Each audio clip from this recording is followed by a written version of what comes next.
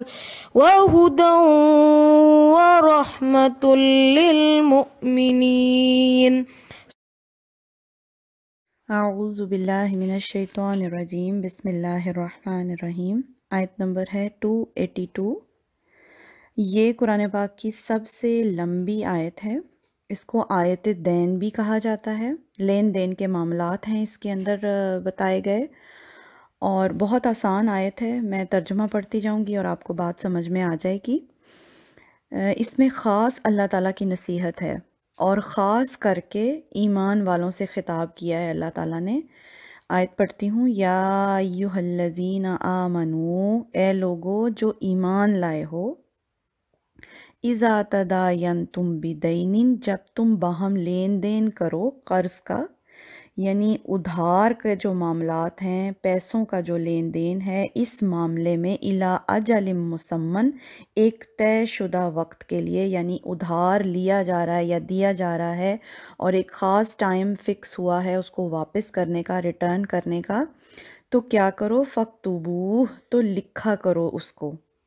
यानी जब कभी भी इंसान पैसों का लेन देन करे, पैसों का कोई मामला हो, कर्ज का, उधार का मामला हो, और एक तयशुदा टाइम के लिए उधार लिया जाए, तो ये तमाम मामला नोट डाउन कर लिया करो, लिख लिया करो।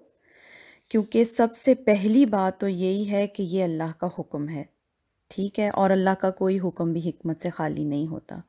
दूसरी बात यह है कि ये जो पैसों के लेन देन के मामलात हैं, इसमें देखा ये गया है कि इंसान के ताल्लुकात ख़राब हो सकते हैं, और ये भी देखा गया है कि बाज़ दफ़ा बहुत करीबी रिश्तेदारों में बहुत गलत फहमियाँ पैदा हो जाती हैं, मामलात ख़राब, ताल्लुकात ख़राब हो जाते हैं पैसों के लेन देन की वजह से।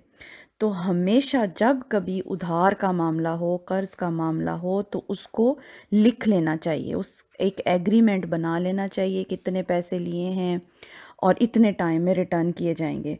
क्योंकि बाज़ दफ़ा ऐसे होता है ना कि जब कोई बहुत करीबी रिश्तेदार से उधार लिया जाए या दिया जाए, तो अगर कहा जाए कि लिखें इसको, तो लोग माइंड करते हैं कि क्या आपको हम पर एतबार नहीं है। तो ये बात एतबार की नहीं होती। पहली बात तो यही है कि ये अल्लाह का हुक्म है। दूसरी बात ये है कि अगर लंबे अरसे के लिए आपने उधार लिया है, जैसे आपने किस्तों में रिटर्न करना है कोई चीज़, या आपने किसी से ली, उसको आपने किस्तों में उसको पे करना है या किस्तों में रिटर्न करना है उधार की, कर्ज़ की रकम को, तो इसमें एक लंबा टाइम पीरियड इन्वॉल्व है, और हो सकता है इस टाइम पीरियड में इंसान भूल जाए, भूल चूक के चांसेस हैं, कोई और मसला पेश आ जाए, तो बाद में जो ख़राबी हो, ताल्लुकात ख़राब हों, तो उससे बेहतर है कि इंसान हर चीज़ को तहरीरी तौर पे लिख ले, लिख कर रखे अपने पास। तो ये अल्लाह ताला कह रहे हैं आगे, वल यक्तुब बैनकुम कातिबुन, और चाहिए कि तुम्हारे दरमियान लिखे लिखने वाला। यानी दो लोग आपस में पैसों का लेन देन कर रहे हैं, तो एक थर्ड पर्सन को पूरा एग्रीमेंट लिखना चाहिए, उसको कातिब कहा जाएगा। और उस कातिब को अब यहाँ पर हुक्म है कि कातिबुम बिल अदल, लिखने वाला इंसाफ के साथ उसको लिखे, किसी की भी फेवर में कोई चीज़ ऐड या कम ना करे उसके अंदर लिखने में, पूरी ईमानदारी के साथ, पूरे इंसाफ के साथ वो उसको लिखे।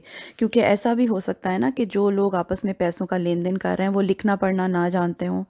जैसा कि नबी सल्लल्लाहु अलैहि वसल्लम के दौर में जो है बहुत लोग लिखना पढ़ना नहीं जानते थे, बहुत कम लोग थे जो लिखना जानते थे। और अब भी ऐसा कोई मामला हो सकता है कि दो लोग आपस में कोई कर्ज़ का लेन देन कर रहे हैं, लिखना पढ़ना नहीं जानते, तो उनको कोई बंदा चाहिए जो लिखना जानता हो और उनका एग्रीमेंट लिखे। तो उस बंदे को ये अल्लाह का हुक्म है कि वो पूरे इंसाफ के साथ इस चीज़ को तहरीर करे। वला यअबा कातिबुन, और ना इनकार करे लिखने वाला, अन यक्तुबा, कि वो लिखे। यानी अगर अल्लाह ने उसको ये सलाहियत दी है कि वो लिखना पढ़ना जानता है और वो इस सलाहियत से दूसरों को फ़ायदा पहुंचा सकता है, तो उसको चाहिए कि वो इनकार ना करे। कि अगर कोई आपके पास आता है और आपकी सर्विसेज उसको चाहिए कि आप हमारा एग्रीमेंट लिख दें, तो आप इनकार ना करें उसको कि भी नहीं, मेरे पास तो टाइम नहीं है, मैं नहीं लिख सकता।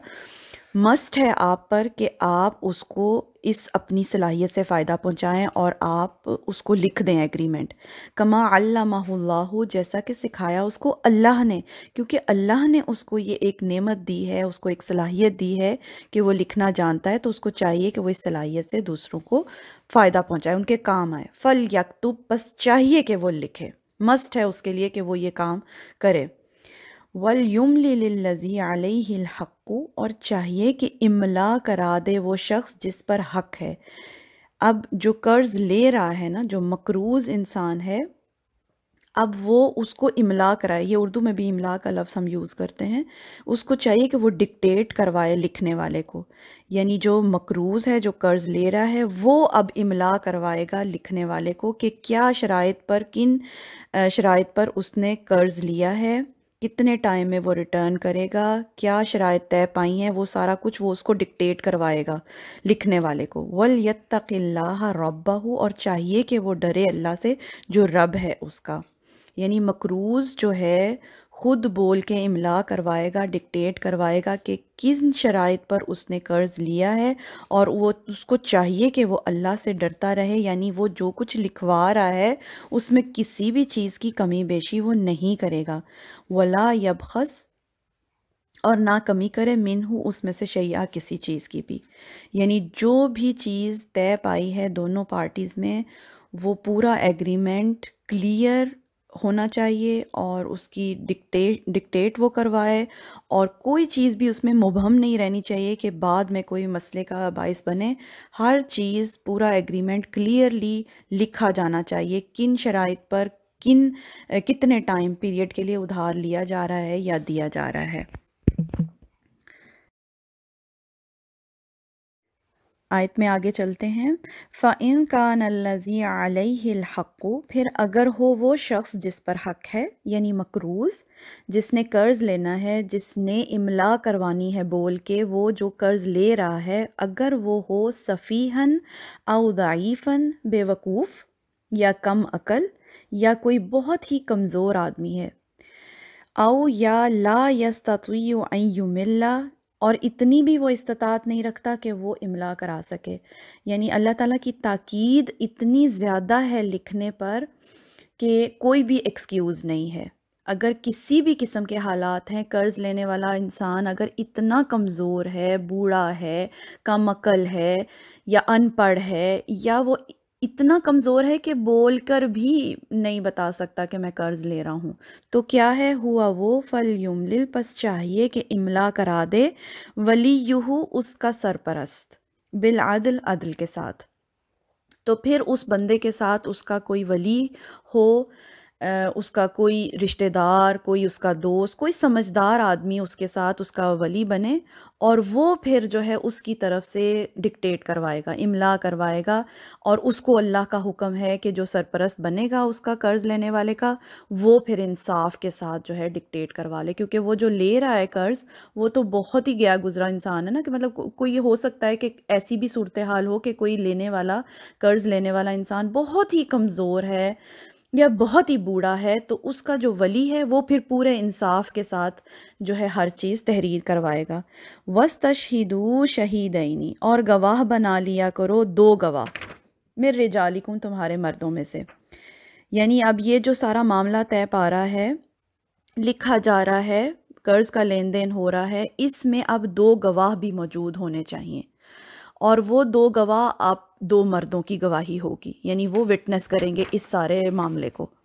फ़इल्लम यकूना रजुलैनी, फिर अगर ना हो दो मर्द, आपको दो मर्द गवाह मिल ही नहीं रहे हैं, ऐसी भी कोई सूरत हाल हो सकती है, तो क्या करना है, फ़रजुलुन, तो एक मर्द, वम्रअतानी, और दो औरतें, मिम्मन तरदौना मिन शुहदाई, उनमें से जिनको तुम पसंद करते हो गवाहों में से। यानी कि अगर दो मर्द आपको गवाह नहीं मिल रहे हैं, तो आप एक मर्द हो और दो औरतें फिर गवाही देंगी उस चीज़ की कि जो मामला तय पाया है, और फिर गवाह भी आपकी पसंद के होंगे। ये नहीं होना चाहिए बाद में दोनों फरीकों में से कोई एक कह दे कि जी मुझे तो गवाह ही पसंद नहीं है, मुझे तो गवाहों पर ही एतबार नहीं है। एतबार के, पसंद के बंदे आपके होंगे गवाह, दो मर्द नहीं, एक मर्द और दो औरतें, इस तरह से। अन तदिल्ला इहदाहुमा, फ़तुज़क्किरा इहदाहुमल उख़रा। अच्छा, अब 2 औरतों की गवाही क्यों है? एक मर्द की जगह 2 औरतों की गवाही क्यों है? क्यों? ये भी अल्लाह ने रीज़न बता दी कि ऐसा ना हो कि कोई उन दोनों में से एक भूल जाए तो दूसरी जो ख़ातून है वो उसको याद करवा दे। क्योंकि अमूमन ज़्यादातर देखा ये जाता है कि ख़वातीन जो होती हैं उनकी याददाश्त बहुत अच्छी नहीं होती। तो इल्ला माशाअल्लाह, लेकिन अमूमन ये देखा जाता है कि ख़वातीन जो होती हैं मर्दों के मुकाबले में उनकी याददाश्त इतनी ज़्यादा नहीं होती। तो 2 औरतें एक मर्द की जगह गवाही देंगी क्यों? क्योंकि अगर कोई एक औरत उन दोनों में से भूल भी जाए, तो दूसरी उसको याद करा दें। देखें, एक लंबे अरसे के लिए कर्ज़ लिया जा रहा है, हो सकता है कि गवाही की ज़रूरत पड़े। कोई बाद में जाके वो डॉक्यूमेंट गुम गया है जिस पे लिखा है, कुछ भी हो सकता है। कोई मसला परेशानी पड़ गई है, गवाहों की अब ज़रूरत पड़ेगी, तो उन गवाहों में से अगर 2 ख़वातीन थीं गवाह, तो हो सकता है एक को याद ही ना हो कि उस वक़्त कौन-सी शराइत तय पाई थी। ठीक है, तो अल्लाह ताला ने इस सारे मामले को ताकीदन मुकम्मल तौर पे सिक्योर कर दिया है कि जो भी पैसों का लेन-देन हो रहा है ना, वो मुकम्मल तौर पे सिक्योर हो जाए। वला यअबश शुहदाउ, और ना इनकार करें गवाह, इज़ा, जब मादऊ, वो बुलाए जाएँ। फिर अगर बाद में कोई ऐसा मसला हुआ है कि गवाहों की अब गवाही चाहिए, तो जब उनको बुलाया जाए तो वो इनकार ना करें आने से। देखिए, काफ़ी लंबा अरसा जैसे गुज़र गया है, अब कोई मसला परेशानी पड़ गई है उस एग्रीमेंट में, या वो गुम गया है जिसमें लिखा था आपने, या कुछ भी हो सकता है, तो अब गवाहों की ज़रूरत पड़ेगी। तो जब गवाहों को अब बुलाया जाए तो वो इनकार ना करें आने से। वो ये ना कहें कि जी हम नहीं गवाही देंगे आके। उनको मस्ट अब उनको गवाही देनी है, आना है, क्योंकि उनको गवाही के लिए बुलाया जा रहा है। वला तसअमू, और ना तुम सुस्ती करो, अन के तक्तुबूहु, कि तुम लिख लो उसको, सगीरन औ कबीरन, इला अजली। तो अल्लाह ताला की ताकीद क्या है कि कोई छोटा बड़ा कुछ भी पैसों का लेन देन हुआ है तो उसको लिखने में सुस्ती ना करो। बहुत ताकीद है इस आयत में कि पैसों के लेन देन के मामले को हमेशा लिखो, सही तरीके के साथ डिक्टेट करवाओ, और उसके बाद उस पर गवाह भी बुलाओ, गवाह भी हों, और फिर बाद में गवाहों को बुलाया जाए अगर गवाही के लिए, तो वो आने से इनकार ना करें। और छोटा बड़ा कोई भी आपकी ट्रांजैक्शन है पैसों की या उधार की, कर्ज की, कतन उसको लिखने में सुस्ती ना करो।